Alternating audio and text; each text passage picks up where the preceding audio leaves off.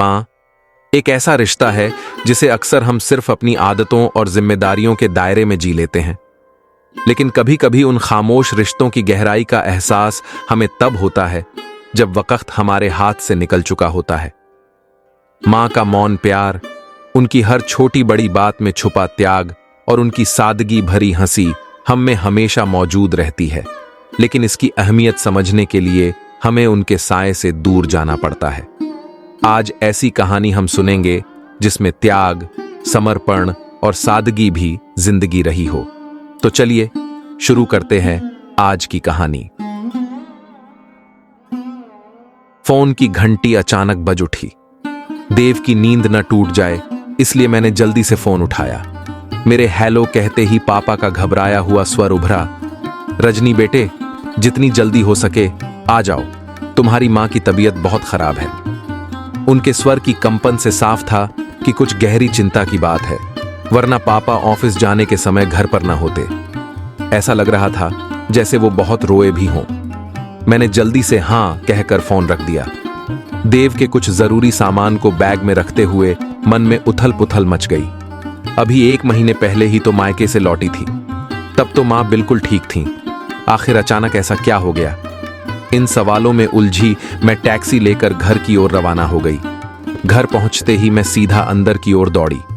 मां अपने बेडरूम में थीं और पापा और अभिषेक वहीं खड़े थे। अभिषेक हॉस्टल से आया हुआ था। इसका मतलब था कि बात बहुत गंभीर थी। मां एकटक मेरी ओर देख रही थीं। मैं जैसे ही उनके पास पहुंची, मन में एक सैलाब उमड़ पड़ा। अब कुछ बोलोगी भी? ये 1 महीने में क्या हाल बना लिया है अपना? मेरे शब्दों में वही झुंझलाहट थी जो अक्सर मां के प्रति होती थी। मां ने मेरे हाथ को कसकर पकड़ लिया और तभी पापा के साथ डॉक्टर कमरे में आ गए। चेकअप के बाद डॉक्टर ने मां को मृत घोषित कर दिया। मेरी दुनिया एक पल में थम गई।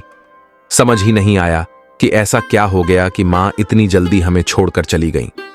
भागते हुए मैंने डॉक्टर को रोक लिया। क्या हुआ था मेरी मां को? आपको नहीं मालूम कि उन्हें कैंसर था? वो भी इतनी देर से कि कुछ भी करना मुश्किल हो गया। डॉक्टर तो चले गए, लेकिन अपने पीछे मेरे जीवन में प्रश्नों की एक लंबी कड़ी छोड़ गए। मैं पापा के पास जाकर खड़ी हो गई। मुझे क्यों नहीं बताया आपने? मेरे स्वर में आक्रोश के साथ दर्द था। पापा की आंखों में थकी थकी उदासी थी।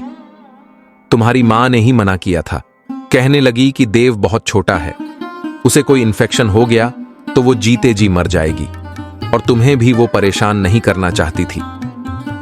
पापा की बातों में मां की महानता का दर्द छिपा था, लेकिन मेरे मन में कड़वाहट भरने लगी। ये कैसी महानता थी मां की, जिसने मुझे इस कड़वे सच से अंधेरे में रखा? बचपन से ही मेरी मां से नहीं बनती थी। मैं अपने आप में चिड़चिड़ी और जिद्दी थी। मां से अक्सर बात बात पर झगड़ जाती थी। मैंने कभी मां को अपने अधिकारों का प्रयोग करते नहीं देखा। हमेशा हर बात वो पापा से पूछ पूछ कर ही करती। मेरी सहेलियों की मां जैसी स्वतंत्रता और अधिकार मां के पास कभी नहीं थे। शादी के समय भी मां ने किसी बात पर अपने मन की नहीं की। मां के चेहरे पर उत्साह तो था, पर अधिकार भाव का वो आत्मविश्वास कहीं नहीं था। हर चीज के लिए वो ताई या पापा से राय लेती रही। शादी की शॉपिंग भी मैंने और पापा ने ही की थी। फिर जब देव होने वाला था तो मां मेरी सेवा में दिन रात जुटी रही, पर मेरा मूड हर समय उखड़ा ही रहता था। एक बार मां किसी से प्रसव से जुड़ी बातें पूछ रही थीं तो मैं झल्ला उठी। 2 बच्चों की मां होकर भी तुम इतनी सामान्य बातें पूछ रही हो, सुनने वाला क्या सोचेगा? मेरे कटु शब्दों का उन पर क्या असर हुआ होगा, ये बाद में सोचा। हालांकि मैंने मां से माफी मांग ली थी, लेकिन उस दिन मां का चेहरा मुझे हमेशा याद रहेगा। देव के जन्म के समय मां की खुशी का ठिकाना न था, पर वो हमेशा थकी थकी सी दिखती थीं। क्या इतना बड़ा सच मेरे सामने था और मैं अंधी थी? ताई जी की आवाज से मेरा ध्यान टूटा। वो मां की अंतिम विदाई के लिए उनसे उनकी सबसे प्रिय साड़ी मांग रही थीं। मैं मां की अलमारी में दुखी मन से उनकी साड़ियों को ढूंढने लगी। सुर्ख लाल रंग की साड़ी जो करवा चौथ पर मां पहनती थीं, मेरे हाथ आई। जैसे ही उसे निकाला, उसमें से एक डायरी मेरे पैरों के पास गिर पड़ी। मां की अलमारी से डायरी मिलना किसी आश्चर्य से कम नहीं था। मैंने कभी उन्हें कुछ लिखते पढ़ते नहीं देखा था। मन में उत्सुकता की लहरें उमड़ आईं। लेकिन समय अनुकूल नहीं था तो मैंने डायरी को अपने कमरे में रख दिया। फिर सब कुछ मानो यंत्रवत होता गया। मां का पार्थिव शरीर अंतिम संस्कार के लिए ले जाया गया।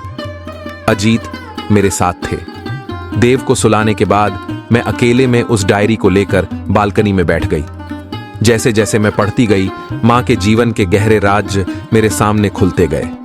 हर शब्द में मां का जीवन जैसे मोती बनकर बिखर रहा था। पहले पन्ने पर मां पापा की शादी की तारीख लिखी थी। मां ने वहीं से अपने मन के भाव लिखने शुरू किए थे। आज मेरी शादी है, पता नहीं कैसे लोग होंगे। क्या मैं विवाह के बाद की जिम्मेदारियों को निभा पाऊंगी? जब से होश संभाला है, खुद को अनाथ आश्रम में ही पाया। आदेशों का पालन करना तो सीखा है, पर अधिकार का प्रयोग करना नहीं। कुछ पन्ने खाली थे। फिर लिखा था, दीपक बहुत अच्छे इंसान हैं। सुहागरात के दिन ही उन्होंने रजनी और सुशांत का दायित्व मुझे सौंपते हुए कहा, मैं चाहता तो किसी भी लड़की से शादी कर सकता था, पर मां विहीन तुम इनकी तकलीफों को समझ पाओगी, इसलिए तुमसे शादी की। सुमन, मैं अब पिता नहीं बनना चाहता। मैंने मूक सहमति दे दी थी। मैं स्तब्ध थी। ये मां की छुपी दुनिया थी। आगे पढ़ा तो पाया, रजनी की शादी में शॉपिंग का बड़ा अरमान था, पर दीपक ने कहा, तुम्हें अनुभव नहीं है, रहने दो। मन हुआ कि कहूं, मुझे तो बच्चों को पालने का भी अनुभव नहीं था, फिर भी आपने मुझसे शादी की। पर कह नहीं पाई। रजनी मुझ में बड़ी घर की औरतों की झलक ढूंढती है, पर कभी मेरी बेटी बनकर मेरे पास नहीं आई। शायद उसे मेरे जीवन का सच नहीं मालूम। मैं उसके प्रसव का दर्द बांट भी नहीं सकती। झूठा दिलासा देना मेरे बस में नहीं है, क्योंकि मैंने वो दर्द सहा ही नहीं। मां ने आखिरी पन्ने पर लिखा था, आजकल जल्दी थक जाती हूं, डॉक्टर के पास जाना चाहती हूं, पर घर में सब कितने खुश हैं, रजनी और देव के साथ।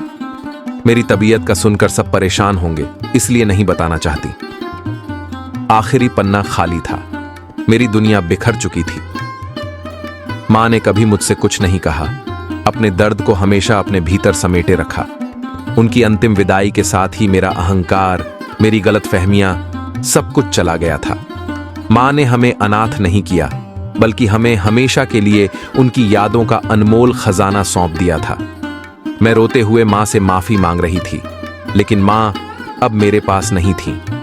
आज मैं अपनी मां की कमी में अपने अस्तित्व को ढूंढ रही थी, उस अस्तित्व को जिसने मुझे जीवन का असली अर्थ सिखा दिया। रिश्तों का सच हमें तब महसूस होता है जब वो हमारी दुनिया से रुखसत हो जाते हैं। मां, जिन्होंने मेरी छोटी छोटी बातों और नाराजगी के पीछे सिर्फ अपनी ममता रखी थी, अपने जीवन का हर क्षण मेरे लिए जिया, आज मेरी आंखों से दूर हो गईं। मां की वो डायरी, जिसमें उनके अनकहे अल्फाज और छुपे हुए दर्द थे, उन्होंने मुझे मेरे अहंकार के आईने में मां का असली चेहरा दिखा दिया। मां ने सिर्फ अपने जीवन का त्याग नहीं किया, बल्कि हमें हमेशा के लिए उनकी यादों का अमूल्य खजाना सौंप दिया।